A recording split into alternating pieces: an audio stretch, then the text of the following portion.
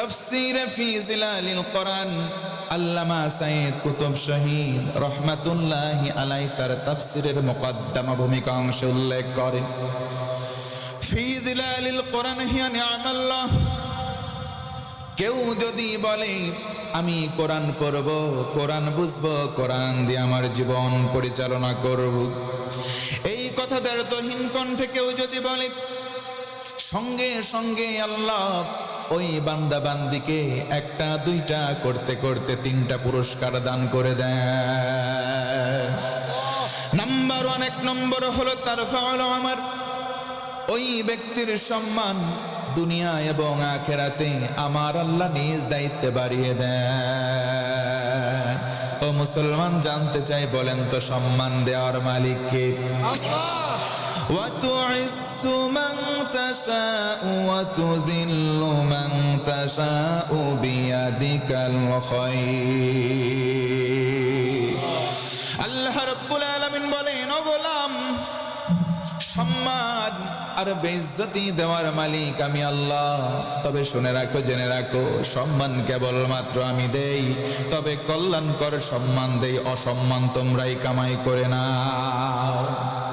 তার মানে বোঝা গেল সম্মান কে দেয়? অসম্মান কিন্তু আল্লাহ সরাসরি দেন না।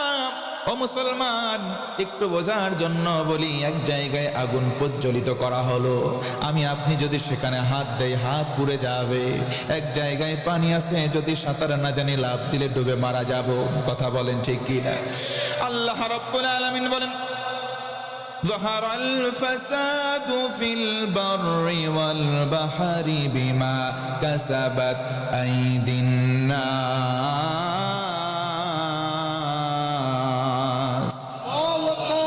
কষ্ট হচ্ছে? আল্লাহ বলেন, দুনিয়াতে জলে স্থলে যা কিছু বিপর্যয়, যত অন্যায়, যত অবিচার, যত স্বাভাবিকের বিপরীত আমি আল্লাহ পক্ষ থেকে দেই না, তবে আমি আল্লাহ দিয়ে রেখেছি, এটা তোমরা কামাই করে নিতেছি। নাউজুবিল্লাহ কর। এই যে ভূমিকম্প হচ্ছে, ঘন ঘন ভূমিকম্প কেন হচ্ছে? বৈজ্ঞানিকরা বলছে, ভূতত্ত্ববিদরা বলছে এক কথা, আমার রসুল বলছেন আরেক কথা। আচ্ছা, আমরা ইমানদার মুসলমান, আমরা মানবো কার কথা? রসুল বলছেন 4টা কারণে, স্পেশালি 4টা কারণ, অন্য হাদিসে 6টা কারণ বলেছেন, এ কারণে ভূমিকম্প হয়। আর বৈজ্ঞানিকরা বলছে এই বিভিন্ন কারণে, এই ভূতত্ত্ববিদরা বলছে এখানে উঁচু ওখানে নিচু, এই বিভিন্ন কারণ দর্শাচ্ছে তারা। নবীজি বলছেন 4টা কারণ। কয়টা কারণ? আমরা মানবো কয়টা কারণ? নবীজি বলছেন যে সমাজে জেনা বেড়ে যায়, ঘুষ সুদ বেড়ে যায়, গান নাচ বেড়ে যায়, ওই সমাজে ভূমিকম্প একটার পর একটা হতে থাকে। এগুলো হচ্ছে সিগন্যাল, এগুলো হচ্ছে সতর্ক বার্তা। আল্লাহু আকবার। ফুটবল যারা খেলে দেখবেন, ফুটবলের নিয়ম নীতি যদি ভায়োলেট করে, রেফারি সঙ্গে সঙ্গে বলে মৌখিকভাবে, এই তুমি এই কাজটা আর করবা না। যদি আবার করে, দেখবেন হলুদ একটা কার্ড বের করে এইভাবে দেখায়, সাবধান বেটা, আরেকবার করলে আবার হলুদ কার্ড, ওইটা দেখাইলে লাল কার্ড দিয়ে বার করে দেয়। কথা বলেন? তার মানে আল্লাহ হলুদ কার্ড দেখাচ্ছেন, বান্দা তোর গোনার মাত্রা বেড়ে যাচ্ছে, থাম থাম থাম, যদি না থামিস তাহলে এমন ভূমিকম্প দেব দুনিয়া ধ্বংস হয়ে যাবে। কথা বলেন ঠিক কিনা? তাহলে মানবো আমরা রসুলের কথা, কারণ রসুলের কথাও তো রসুলের না, রসুলের কথাগুলো কার? ওয়ামা ইয়ানতিকু আনিল হাওয়া ইন হুয়া ইল্লা ওয়াহয়ুন ইউহা। আল্লাহ কোরআনে বলেন, রসুল আমার মন থেকে কোনো কথা বলেন না, যা বলেন ওহী করার পরে ওই কথাটাই বলেন। তার মানে নবীর মুখের কথাটাও কার কথা? কোরআন যদি আমরা মেনে নেই, সঙ্গে সঙ্গে যদি কথা বলি, কোরআন পড়বো, কোরআন বুঝবো, আর কোরআন দিয়ে জীবন গড়বো, 3টা পুরস্কার। 1 নম্বর হচ্ছে সম্মান। সম্মান বাড়িয়ে দেবেন কে? 2 নম্বর পুরস্কার হলো, আমার বন্ধু মনোযোগ বানান, তাবারাকাহুল হায়াত। ওই মানুষের জীবনে যত বরকত প্রয়োজন আমার আল্লাহ বরকত নাজিল করে দেন। জোরে বলুন সুবহানাল্লাহ। 3 নম্বর হলো তাজকিয়াহুল হায়াত।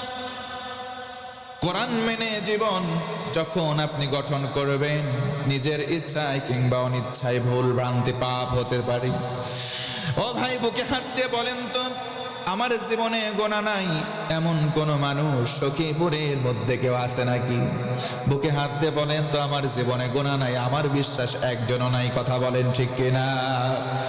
কিন্তু আল্লাহ রাব্বুল আলামিন কোরআন মাননেওয়ালার জীবনটাকে এতভাবে গ্রহণ করবেন, কোরআন মানার কারণে তার জীবনের সমস্ত সগীরা গুনাহ আল্লাহ মাফ করে দিবেন। এই জন্য নবীজি বলেন, ও আমার উম্মত, আল কোরআন হুজ্জাতুল লাকা ওয়া আলাইকা, কোরআন তোমার পক্ষে না হয় বিপক্ষে কিয়ামতে সাক্ষী প্রদান করবে। জোরে বলুন সুবহানাল্লাহ। 3 নম্বর পুরস্কার, গুনাহমুক্ত জীবন, নিট অ্যান্ড ক্লিন হয়ে গেল। এবার আল্লাহ বলেন, তোরে কেন সৃষ্টি করলাম একটু জেনে নে। আল্লাহ রাব্বুল আলামিন বলেন, ওয়ামা খালাকতুল জিন্না ওয়াল ইনসা ইল্লা লিয়াবুদুন।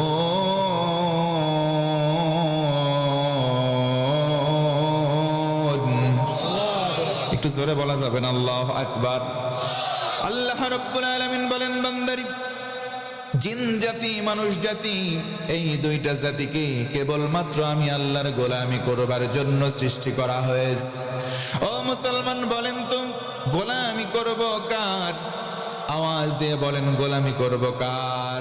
তোমার যদি ঘুম ভাঙে সকাল, আর যদি তোমার ঘুম না ভাঙে, সেটা হবে তোমার জন্য পরকাল। কথা বলেন ঠিক কিনা? এই জন্য বলেন তো, দৈনন্দিন জীবনে নামাজ আমাদের আদায় করতে হবে কয় ওয়াক্ত?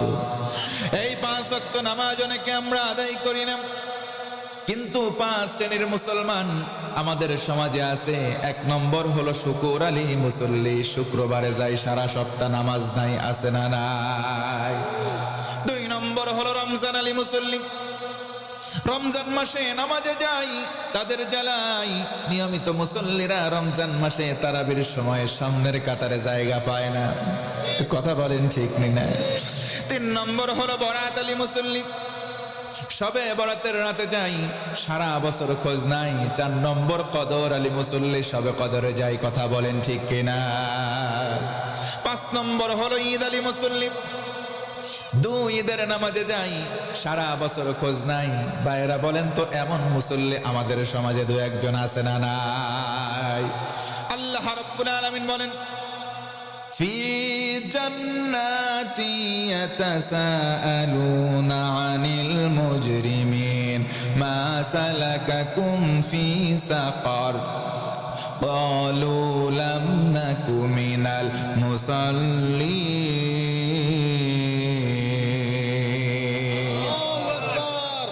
আমার আল্লাহ বলেন, ও গোলাম, জান্নাতি আর জাহান্নামী 2 দল, এই 2 দল চলে গেল। জান্নাতীরা ডেকে বলবে, ভাই জাহান্নামে কেন এসেছো, কারণটা একটু বলো, আমরা জানতে চাই।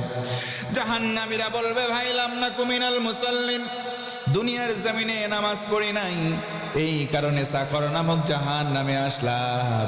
ও ভাইরা জানতে চাই, বলেন তো জান্নাতি আর জাহান্নামী 2 দল কি সমান হতে পারে নাকি? একটু জোরে বলেন, পারে। আল্লাহ রাব্বুল আলামিন বলেন, লা ইয়াস্তাওয়ি আসহাবুন নারি ওয়া আসহাবুল জান্নাহ, আসহাবুল জান্নাতি হুমুল ফাইজুন।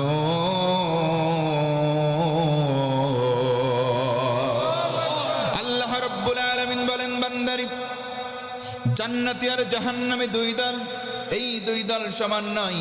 জান্নাতি হবে যারা চূড়ান্ত সফল হবে, তারা চিৎকার করে বলুন সুবহানাল্লাহ।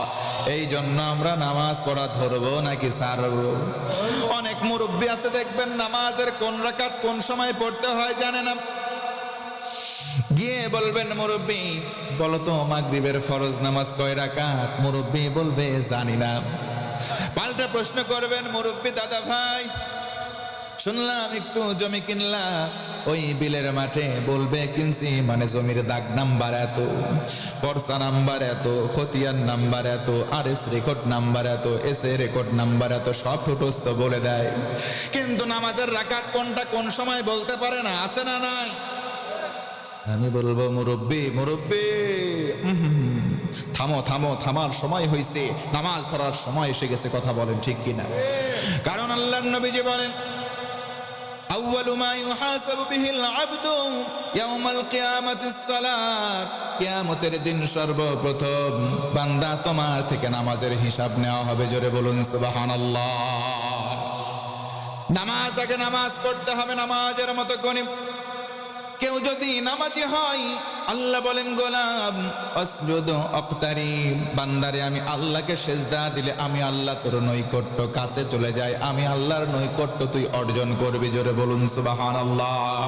এই জন্য বলেন তো দেখি নামাজ পড়ার দরকার আছে না নাই? তার মানে এক নম্বর হলো দ্বীনি শিক্ষা। দ্বীনি শিক্ষার মধ্যে মুসলমান নামাজ, জোরে বলেন তো আছে না নাই? কোরআন শিক্ষা বোধহয় নাই। আল্লাহর নবীজি বলেন তাআল্লামুল ফারাইদ ওয়াল কুরআন ওয়া আল্লিমুহান নাস ফা ইন্নী মাকবুদ। আমার উম্মত তোমরা মনোযোগ দিয়ে শোনো, তোমরা তোমার অধীনস্থদেরকে ফারায়েজ শিক্ষা দাও, ফারায়েজের বন্টন নীতি শিক্ষা দাও, আর কোরআন শিক্ষা দাও। কেননা আমি রাসূল সারা জীবন থাকবো না, আমি রাসূল একদিন ইন্তেকাল করব। এই শিক্ষা তোমরা জারি রাখো তোমাদের পরবর্তী প্রজন্মের মাঝে, আমরাও জারি রাখবো কোন ইনশাআল্লাহ।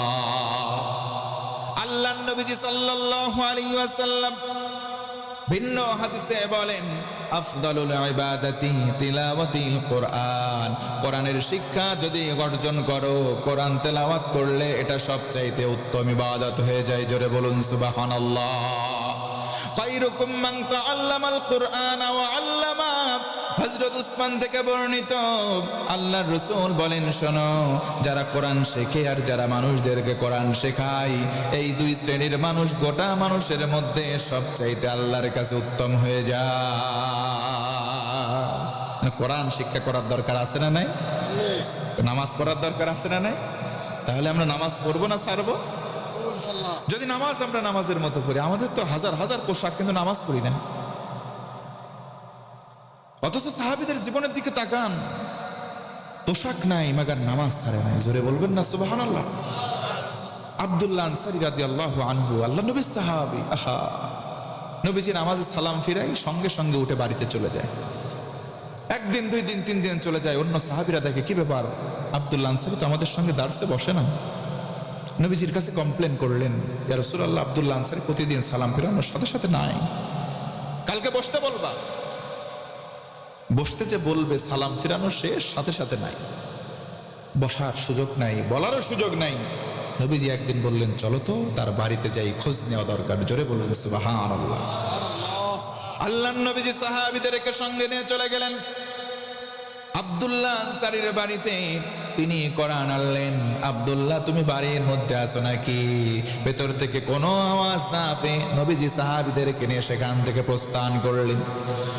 নবীজি কোটি কোটি পায়ে কিছু দূর অগ্রসর হয়ে গেলেন।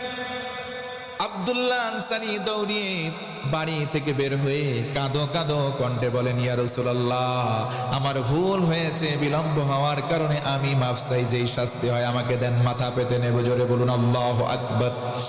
হযরত আব্দুল্লাহ আনসারী এসে হাউমাউ করে কান্না করেন, ও মুসলমান। নবীজি বলেন, আমার সাহাবী রে, তোমাকে তিনবার ডাক দেওয়া হলো, কেন তুমি আসো নাই? তোমার নামে কয়েকদিনের অভিযোগ, তুমি নামাজ শেষে সালাম ফেরানোর পর পর কেন বাসায় চলে যাও? কান্নার বেগ আব্দুল্লাহর বেড়ে গেল। ডেকে বলেন, ইয়া রাসূলুল্লাহ ওয়া ইয়া হাবিবাল্লাহ, দুঃখের কথা কেমন করে বলি? যেহেতু আপনি আমার বাড়ি পর্যন্ত চলে এসেছেন, কারণ তো আমার বলাই লাগবে। আমি, আমার সন্তান দুইজন, আর আমার স্ত্রী বাড়িতে, আমরা মোট 4 জন। কিন্তু পোশাক আমাদের নাই, মাত্র একটা পোশাক। ইয়া রাসূলুল্লাহ ওয়া ইয়া হাবিবাল্লাহ, আপনার জবানে মুবারক থেকে কোরআনের কওল শুনেছি, কু আনফুসাকুম ওয়া আহলিকুম নার। তুমি নিজে বাঁচলে হবে না, আহলদেরকেও জাহান্নামের আগুন থেকে বাঁচাতে হবে। ইয়া রাসূলুল্লাহ, এই জন্য আমি নামাজ পড়লে না হয় জাহান্নাম থেকে বাঁচবো, আমার স্ত্রী নামাজ না পড়লে জাহান্নামে যাবে। কথা বলেন ঠিক কিনা? কিন্তু আমার পোশাক একটা, পোশাক বাদে সতর ঢাকা হয় না, সতর ঢাকা না হলে নামাজের ফরজ তরক হয়, নামাজ হবে না। কথা বলেন ঠিক কিনা? এই জন্য ফরজ আদায় হয়ে যায়, সঙ্গে সঙ্গে দৌড়িয়ে আমি বাড়িতে চলে যাই। ঘরের মধ্যে একটা গর্ত করা আছে, আমার স্ত্রী উলঙ্গ হয়ে ওই জায়গায় বসা, আমি গিয়ে উলঙ্গ হয়ে ওখানে বসি, আমার পোশাকটা আমার বিবিকে দে, আমার বিবি পরিধান করে নামাজ আদায় করে। ইয়া রাসূলুল্লাহ, ইয়া হাবিবাল্লাহ, আমি তো বাড়িতে আসলাম, গর্তের মধ্যে উলঙ্গ অবস্থায় বসা ছিলাম, আমার স্ত্রী নামাজরত, আমার পরনে কোনো পোশাক ছিল না, এই জন্য আপনার কথার কোনো জবাব দিতে পারি নাই, ভুল হলে আমাকে মাফ করে দেন। কোন সুবহানাল্লাহ। হযরত নবীজি আমার কথাগুলো শুনলেন, চোখ দিয়ে দর দর করে পানি। আরে আব্দুল্লাহ, তোমার এত কষ্ট, তুমি কেন আমাকে বলো নাই? সুবহানাল্লাহ। অথচ এই দয়ার নবী নিজে কষ্টে থেকেছেন, উম্মত সাহাবীদেরকে কষ্ট করতে দেন নাই। কথা বলেন ঠিক কিনা? নবীজি আমার এত নূর নবী, দয়ার নবী, নবীজির চেহারা মোবারক দেখলে আহলে সুফফার সাহাবীদের চক্ষুটা দিয়ে একবার দেখার সঙ্গে সঙ্গে তাদের কি রকম পরিণতি হতো। আল্লাহর নবীর সাহাবী হযরতে আলী রাদিয়াল্লাহু আনহু একবার ঢালা, একদিন, 2 দিন, 3 দিন অনাহারে, পেটের মধ্যে কোনো দানা পানি নাই, পেটের মধ্যে কোনো খাবার নাই, নবীজির সন্ধানে যায়। ইয়া রাসূলুল্লাহ, ইয়া হাবিবাল্লাহ, সালাম দেয় কিন্তু নবীজিকে সন্ধান করে পান না। সাহাবীদের জিজ্ঞেস করেন, নবী আমার কোথায় গিয়েছেন বলো। আমি আলী 3 দিন ক্ষুধার্ত, এই জন্য নবীর কাছে আসলাম। তাকে বলা হলো, তুমি এখান থেকে চলে যাও আলী, তুমি ক্ষুধার্ত আছো, রাসূল তোমাকে কোনো খাবার দিতে পারবে না, তুমি আছো 3 দিন অনাহারে। আর নবীজি প্রায় 7 দিনের অধিক সময় হয়ে গেছে, পেটে কোনো দানা পানি পড়ে না।